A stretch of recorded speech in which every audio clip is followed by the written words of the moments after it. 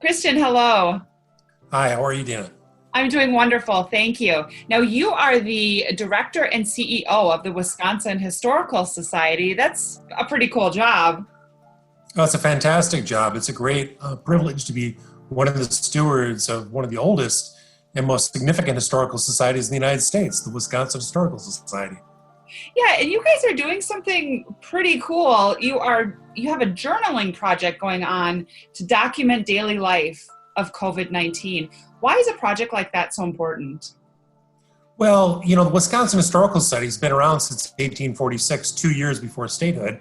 And our first director, Lyman Draper, actually sent out journaling devices such as journals and pencils to the soldiers who went out to fight in the Civil War. So in 1861, those soldiers left Wisconsin and went into the battles such as Gettysburg and others and fought.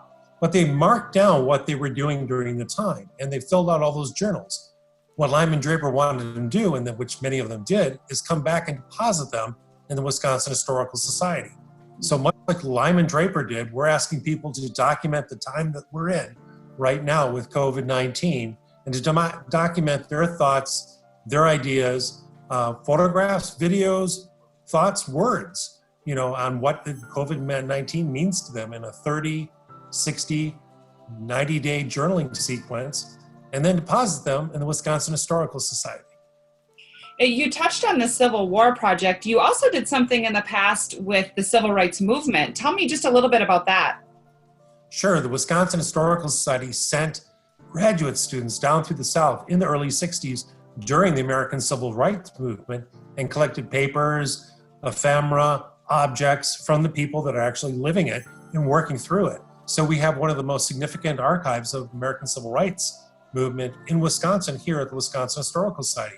And the COVID-19 project is to do much of the same thing, and that's actually documenting history as we're living it and giving that history a voice to the future so people in future generations can learn from what we're doing today. So how can people participate in this journaling project if they'd like to get involved? Well, if people want to lay down their voice and be recorded in history for the rest of time, so to speak, they can look at our website at wisconsinhistory.org and they can sign up at the COVID journaling project. And we'll ask them to sign up, tell them how to record it.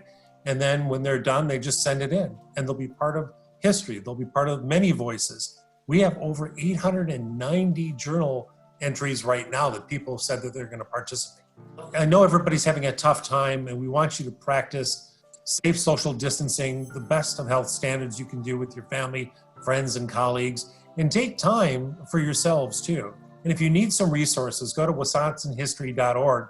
We have plenty of free resources for you and your family, and even coloring sheets for the kids that are historically appropriate from Circus World.